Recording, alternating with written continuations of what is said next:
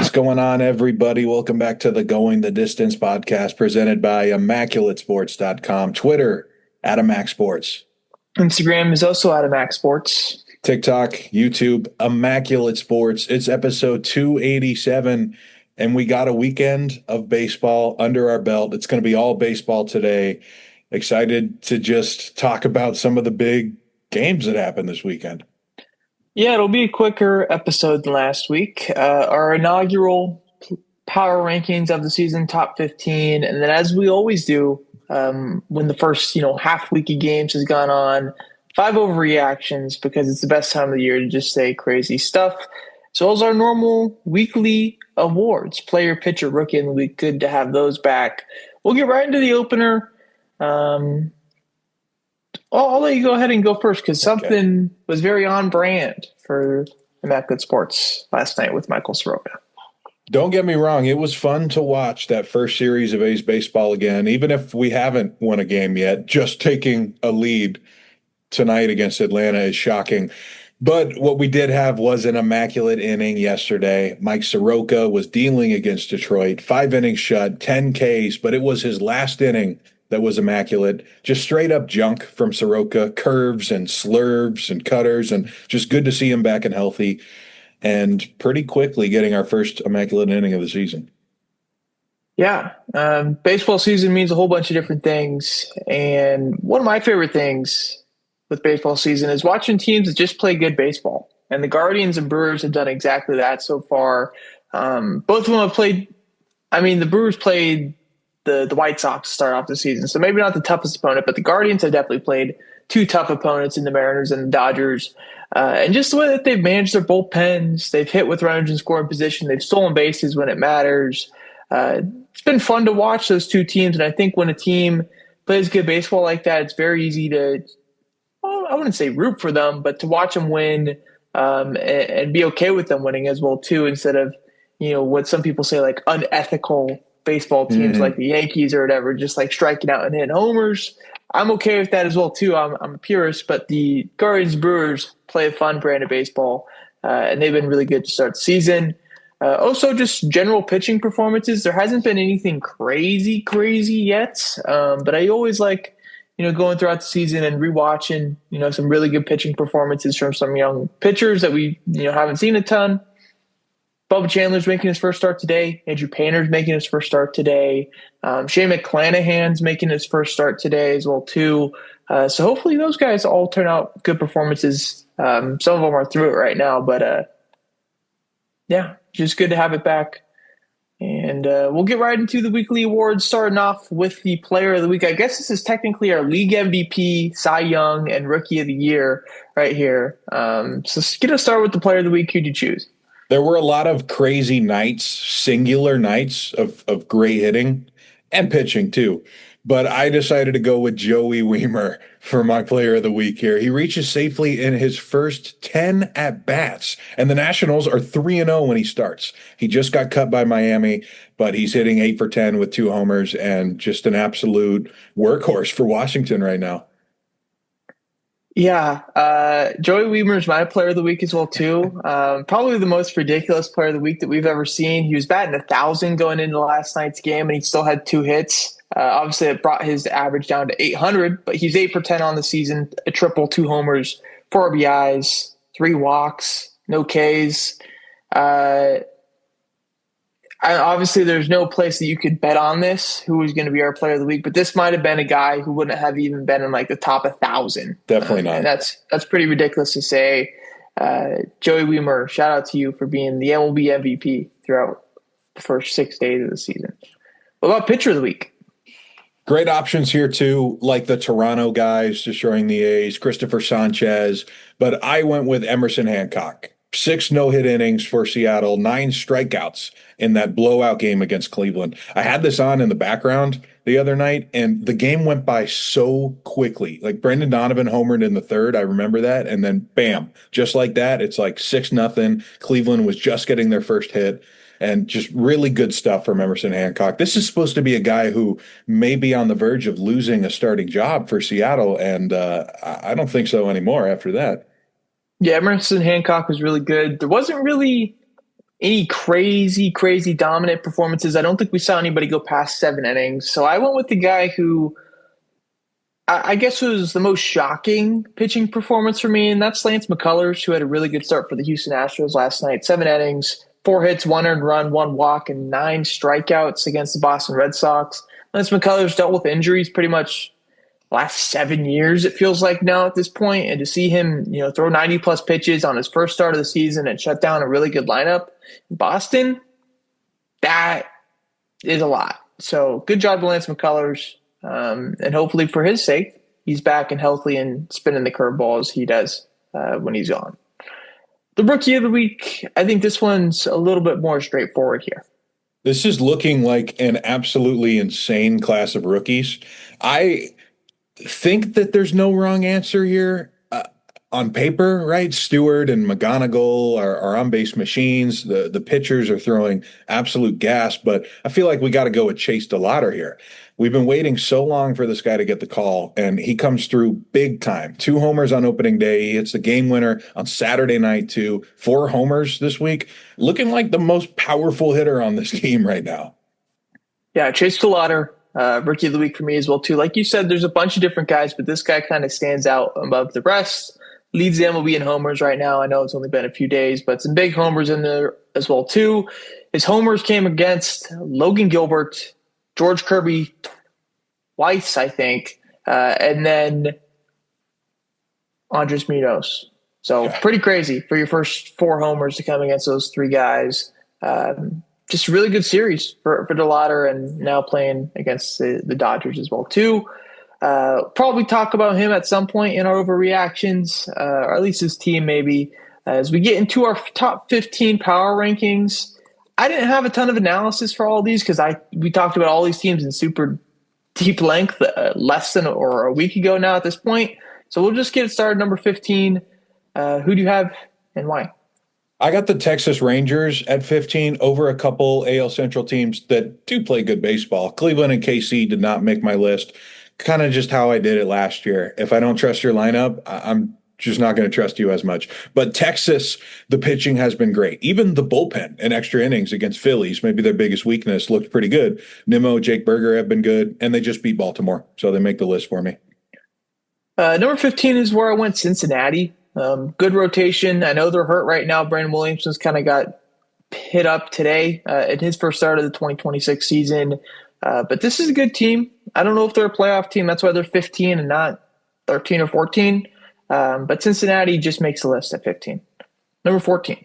14, I have the Phillies. Rough start, 1-3. The big 3 in the lineup, Turner, Schwarber, Harper, off to really slow starts.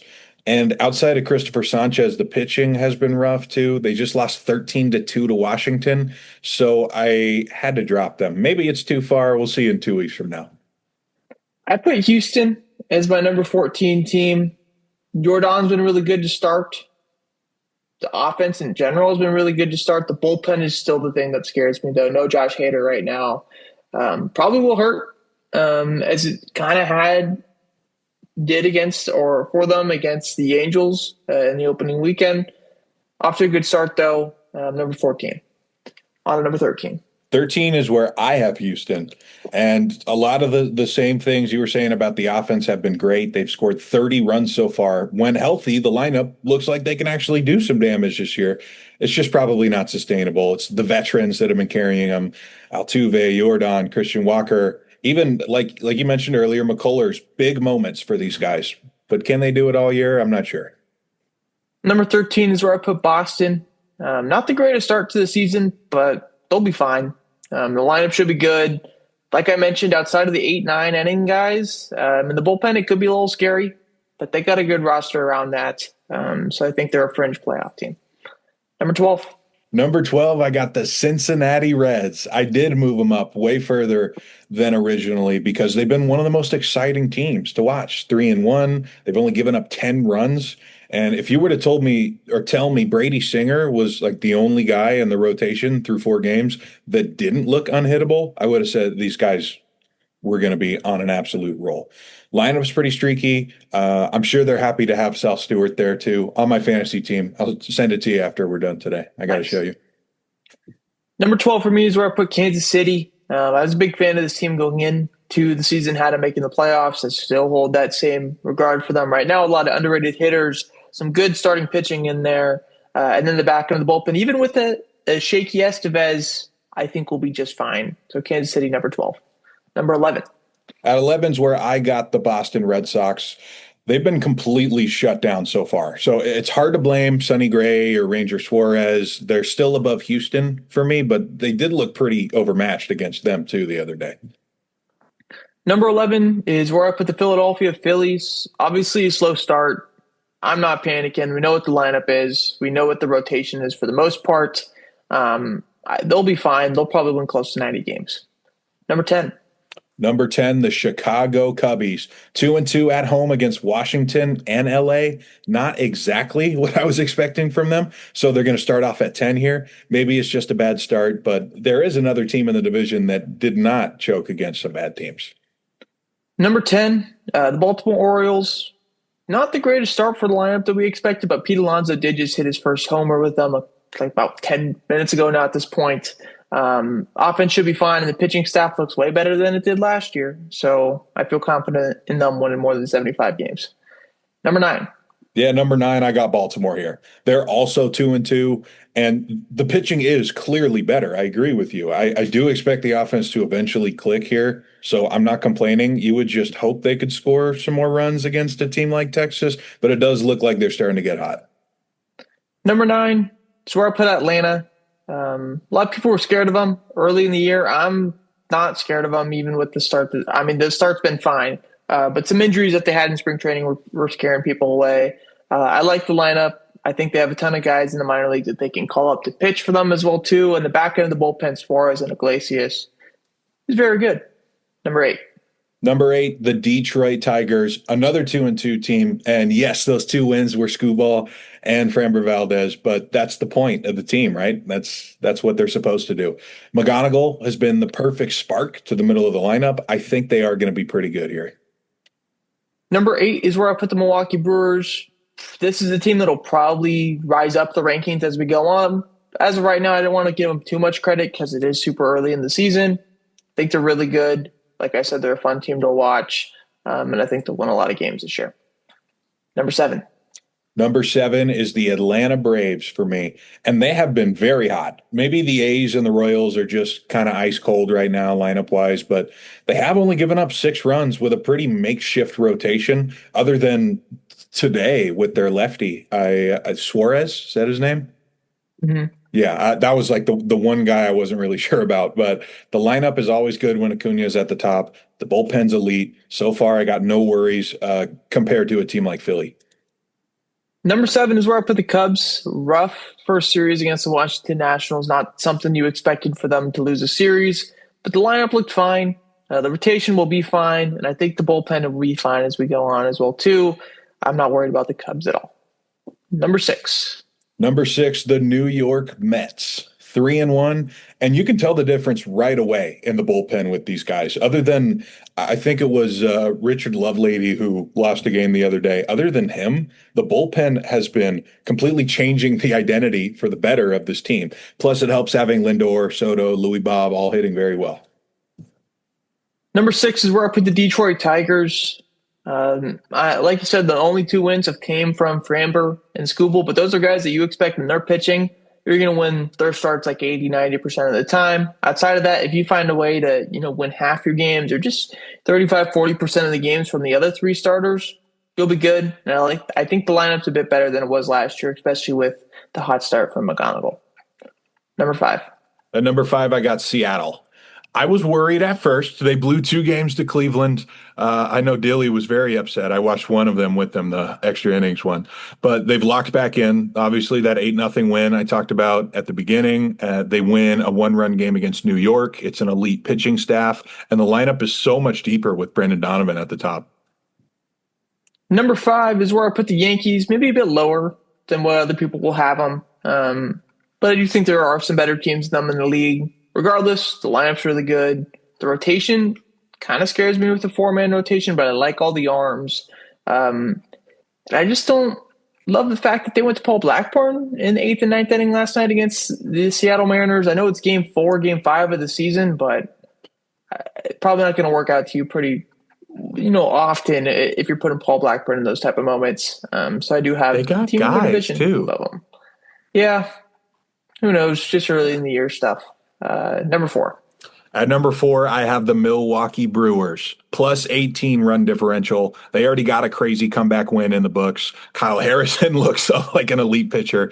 The future is very bright, so I decided to keep them kind of where I had them at the end of last season. More so than, like, at least in my head, I'm keeping them at the same spot rather than bumping them up 10. Number 4, so where I put the Toronto Blue Jays. Dealt with a tough injury to Cody Ponce yesterday. Looks like he'll be out for, probably a couple months. They didn't really say the amount of time, but based off the injury, you would think it's going to be a couple of months. Regardless, they have arms coming back that'll be healthy over time. The bullpen is good. We saw it over the weekend, and the lineup is tough to get out 1 through 9, and they play really good defense. So Toronto's number 4 for me. Number 3. At number 3, I have the Yankees up here. Basically because they completely embarrassed the Giants last week.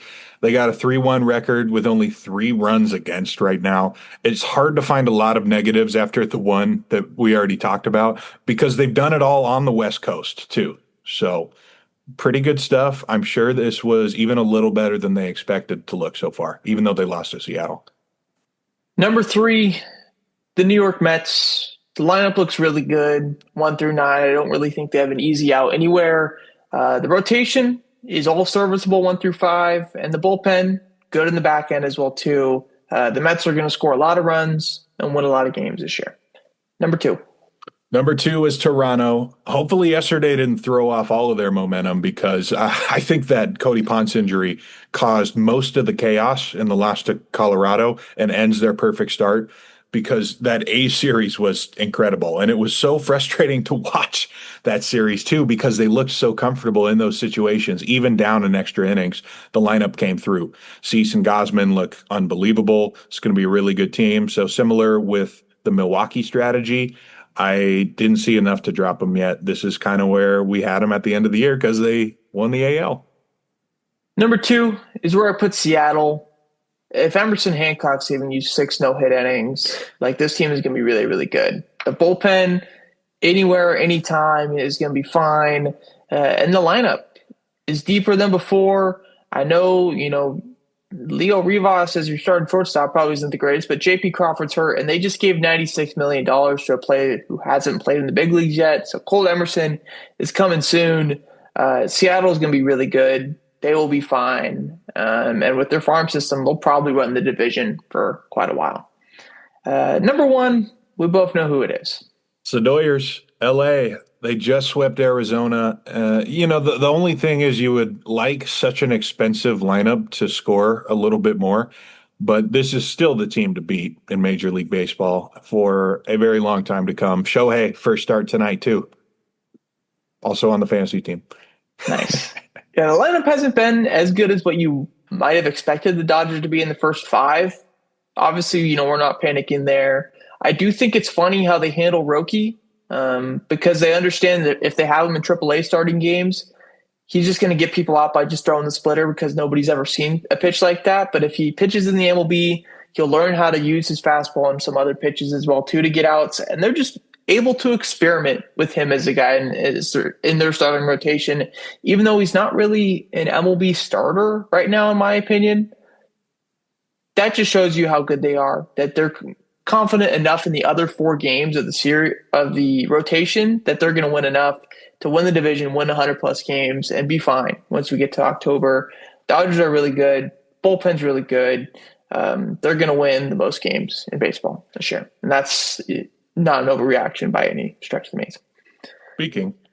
Speaking of which, now it's overreaction time. 5 overreactions, always a fun segment to do, and fun to look back once we get to the end of the season. We'll probably do like a buy or sell stock thing in a couple weeks, or maybe next week as well too, on some players or some teams. But this is the time for us to draw our own overreactions. So number 1, doesn't really have to be your biggest overreaction, but what's your number 1 here? Let's start with the A's. They're on right now. We both know a lot about them. I think, unfortunately, based off of what we've seen so far, the A's are 2 years away. Like the ownership and the general manager unfortunately predicted when they traded everybody all those years ago. So I have the A's not looking very good this year. Nobody has struck out more than them in the first weekend. The bullpen is horrendous, even when the rotation overperforms. They just don't feel like a clutch team yet. And that's usually a requirement to go on a late run. I am happy to be competitive and not watch a team lose 100 games because they're clearly headed in the right direction. But I think based off of what we watched, they're still a little off. They're not that starting pitcher trade away. And I think we're about a year and a half of making that real push, unfortunately, even though I'll be rooting for these close, crazy offensive games. I had an A's overreaction here. I strayed away from it. I didn't know if it was like, the A's are the 2025 Baltimore Orioles all over again, or they're going to be fine, because I see things that could indicate both. So I'm just going to hold off on the A's right now. And I'll start off with Cleveland, saying that they are going to shoot above their weight again in 2026. It seems like Cleveland's a team the past 5 years, or really the past couple of years when Stephen Vogt's been their manager, that you're like, wow, they won 90 games with a lineup having Angel Martinez hitting second. No shot to him, but it's going to happen again. They have relievers that nobody knew. Eric Zabrowski, Sean Armstrong's back in the back end of the bullpen. Hunter Gaddis is even hurt right now. Parker Messick just carved up the Dodgers yesterday. They have what looks like to be a real bat in Chase Delauder now. Obviously, there could be some overreactions with him as well, too. The Guardians look good. And Stephen Vogt that they're going to handle it well. So I expect them to shoot above their weight. They weren't in my power rankings this week, but they could definitely be a team that wins 85 plus games, even though I think I had them with the under just a week ago. Yeah. Number 2. I think the Brewers will win the NL Central after watching a week. They just always find a way. And even though we both know this and we both picked Milwaukee to be playing in October, we also had the Cubs in first place. And so far, the Brew Crew look like they haven't skipped a beat from last season. Yeah, my second overreaction is about the Brewers as well, too. I have that they will win 97 games for the second straight year in a row. 97 plus games here, not exactly 97. That'd be a little bit too overreaction bold. But it comes out of nowhere with these guys. Brandon Lockridge, the guy who bumped up his bat speed a ton this year, is already really fast, plays good defense. Like, this is a guy that could be DFA'd from 29 other teams. The Brewers pick him up, they turn him into something. It seems like they do that consistently. They just signed Cooper Pratt to a 50-year deal, $50 million deal. He hasn't even been in the big leagues yet. They also have Jesus Made, all these other guys coming up. Kyle Harrison, they just transformed. Brandon Sproat, I know didn't have a great first start, but fuck, if he sucks, go throw one of the 8 other guys that they have in the minors in there. They have a great bullpen. They have a tough-to-get-out team. They are going to be really good, and I expect them to win a ton of games this year. Number 3. All right, number 3, I got Mike Trout is back. I don't think this impacts the Angels' record or their season at all, but this is classic Mike Trout stuff we're seeing right now. He's always on base, 2 big homers already.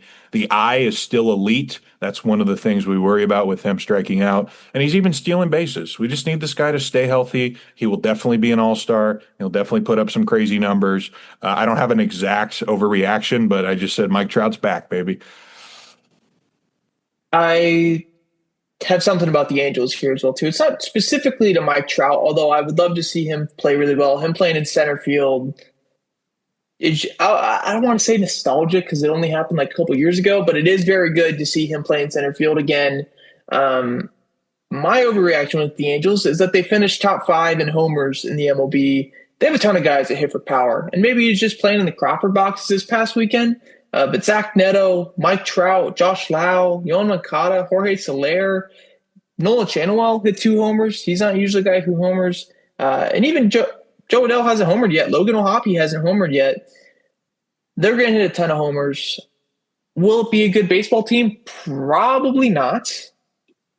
But I think they have a lineup that can hurt some people. The games between them and the A's are probably going to be must-watch baseball, to be honest with you, with how these teams are. But I think the Angels mashed, and I think they had a ton of homers this year. Number 4. I will talk about the Phillies here. I am actually worried about the Phillies, and I guess I kind of hinted at that, moving them down to 14. I took their under this season, but I still had them sneaking into the wild card. And so far, all of their important players have been awful, other than their ace. And I was already worried about their pitching staff without Wheeler. They usually get hot in June. So far, this looks more like a weak team than an unlucky one. And maybe there will be a spot for them, but my last reaction is another National League team that I could definitely see jumping them. Number 4 for me is that the Diamondbacks bullpen finishes with the worst WAR in baseball out of any bullpen in the entire league. I think yesterday was the perfect example of this bullpen that they have, and I know they won the game, but you hit well to start, you pitch well to start, you take out your starter. Next thing you know, a game that's not stressful becomes stressful. You have to use like 8 different pitchers to get through the game, and you barely win. And that's against the Tigers, who I know I complimented earlier, but everybody knows that lineup isn't, really even a top half lineup in the MLB. When you're playing the Dodgers, as we saw this past weekend, you cannot have Juan Murillo pitching the 8th and ninth inning for you. You can't have Taylor Clark going out there pitching big innings for you. And that's what they have to rely on right now. Paul Sewell, Ryan Thompson, maybe one of those guys turns into a good story, but I don't see it. They don't have guys that strike people out. They don't have guys that minimize hard contact. I think it's a really bad bullpen, and I think it's going to be the worst bullpen in baseball this year. Number 5. I wanted to end on a positive note, so I switched some things around here. And the last one I will talk about is Cincinnati, because I think the Reds are legit. The formula is there to become the Seattle of the National League. They got Abbott, Burns, Lodolo, Singer. I know Williamson wasn't great today, but Ellie De La Cruz and Sal Stewart, and a farm system that's starting to gain some respect. Not quite Seattle level, but I think it's possible to do it and to pull this off because of that pitching staff and the way that they've drafted the past couple of years. I have a bit of a two-parter for my 5th overreaction because I couldn't just choose one, and I both thought they were solid ones. The first of which is that Munetaka Murakami signs a 6-figure contract after 2027. He signed a 2-year deal with the Chicago White Sox. He's in a spot where he's not going to go into that 6 years of service time before he has to be a free agent. And I think what we've seen in the first 5 games of him being a White Sox is that there is a little bit over panic with his bats, and it drove his market value down way farther than what anybody expected. The White Sox scoop him up, and he hits homers in his first 3 games. The bat looks fun. The bat speed's high. He's going to be a guy that probably hits 30-plus homers in these first 2 seasons. He's going to be, 26 years old once he hits free agency as well, too. Does he stay at the White Sox? Probably not. Probably not if he's going to get a 6-figure contract, but yeah, good for him, good for the White Sox. I think he's going to be a really good player. Probably ends up being with the Dodgers in 2 years, but regardless, I think he's going to get a lot of money. And then the second part of this, last year there were 14 rookies that had a FWAR of over 2. I think we get past that this year because there's a ton of rookies where I'm like, damn. This guy, he might not light the world on fire, but he's going to be a guy who has a really solid season for a team. And there's too many guys to name. There really is. But you look at pitchers, you look at hitters. It doesn't even have to be top prospects as well, too. There's a lot of really good guys this year, and I do think we get past 14 rookies of 2 WAR that we had last year. I will say Murakami and Akamoto, both going back to Part A, they both got ice in their veins, dude. That's for sure. They look like pros. Yeah, Okamoto's huge, too. I didn't realize how big he was in the box. He feels like he's 6'6". But moving on, second half, some smaller, or not smaller, but smaller features for NBA and NFL. Yeah, well, after all of the baseball that we've talked the past few weeks, we wanted to keep this show very light, but there's a couple stuff coming up next month we will eventually get to. The NBA postseason will start very soon. I believe April 14th will be the play-in. The Warriors will be there. Will Steph Curry be there? Who knows? That game might end up being on radio only if Steph Curry's not playing. But either way, it's all about OKC and San Antonio, at least in the West. And then the NFL draft. Another week after that, April 23rd is the first round. You're picking number one. My team's picking number two. Should be very fun. I'm sure we'll have another mock draft in here somewhere in the next couple weeks. Yeah, I expect the mock draft to happen probably. Draft starts on Thursday or Friday of that week. So we'll definitely probably do something prior to that. NBA postseason, we'll probably do a bracket as well too. The analysis to go with it probably won't be too much, but maybe there's a few teams that are worth watching in the NBA, I'd say. A lot of crazy stuff happened in the NBA. Yeah. Jade and Ivy. We don't need to go into that in depth at all or even really talk about it, but that was crazy. Moving on, Layups bowl predictions. We'll get on out of here. Very quick episode today. Last week, 2 for 4. I had Detroit over the San Diego Padres on opening day. That did happen. That goes green. Skylar had number 2 Houston minus 3.5 versus number 3 Illinois. Illinois wins that game. They're still alive, right, in the Final Four. Mm-hmm. Good for them. This week, I have Seattle over, or the Yankees over Seattle on Wednesday. I had the pitching matchup up. I just dropped it, so I got to go pull that back up real quick. It is Schlittler versus Kirby. The reasoning I had this, Kirby's a guy who likes to attack the zone with the fastball. The Yankees are a team that are very aggressive. I think we're going to see a lot of fastballs in the zone and probably a couple of homers. This is a day game. This isn't a night game in Seattle as well, too. And Cam Schlittler, I think, has the ability to get some swing and miss in there, so it doesn't turn that opposite way as well, too. So I take the Yankees to win on Wednesday. It's not going to be probably about even odds. I'd say, actually, these are two really good teams, but I have the Yankees over Seattle on Wednesday. My layup will be one last pick for college basketball for the year. I got Arizona Wildcats still to win the title, plus 175 now. They do have to play maybe the most dangerous team in the tournament, Michigan, in the Final Four. After that, though, it's the winner of Illinois UConn. I'm sticking with these guys. I've been picking them for a reason. They look the most like a well-run NBA team. They are unselfish. They got 3 guys that are going to go very high in the draft. I love watching Arizona. And, credit to teams like UConn and Michigan who have been able to come back. But I feel like Arizona's always up 10, and they're always comfortable, and they're never giving up a thing. Like John Gruden yelling in the Super Bowl mic'd up, "Don't give them nothing." That's how they run their team, and that's why I'm picking them to win it all. Last week, bowl prediction, I had Colorado over Miami on Friday. That did not go green. Miami swept Colorado. Probably shouldn't have been too shocked there. Really good series for the Marlins. Seems like they always open up excitingly, at least. You had number 9 Iowa over number 4 Nebraska. That continues, goes green.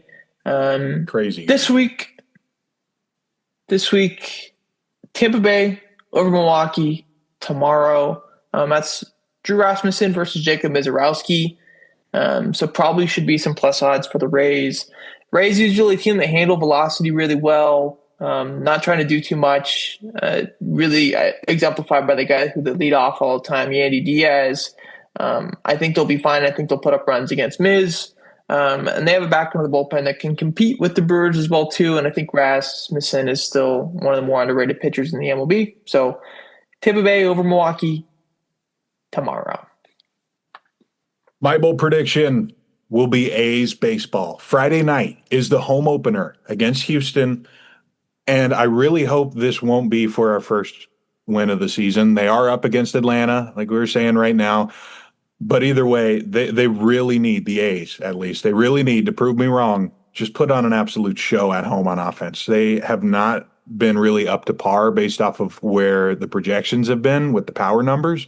I think Houston could be a team that they could attack. That's Christian Javier, a guy that the A's have seen a ton of. So, it's not like Kevin Gossman's splitter. This is someone they should be able to hit a little bit. Jeff Springs, trusty left-hander, just go deep enough into the game to give the bullpen a shot, and maybe they could win the home opener. Yeah, hopefully that goes green. Hopefully everything goes green. That's going to do it for episode 286. Super quick episode, like we mentioned. Yeah. But that was even and out for what was last episode in the marathon that we had there. Next week, like I said, maybe some buy or sell stuff on some stock, early, hot starts, slow starts from teams and players. Yeah, we'll have other stuff as well, too. We'll figure that out once we get there. Any closing remarks, Skyler? I'm just going to be watching baseball, man, taking it all in, see people finally figure out what their average is going to be this season, and do our buys and sells next week. Yeah. All righty. We'll see you guys next week for episode 288. 288. Let's go A's, baby. Finish it off. Get her done.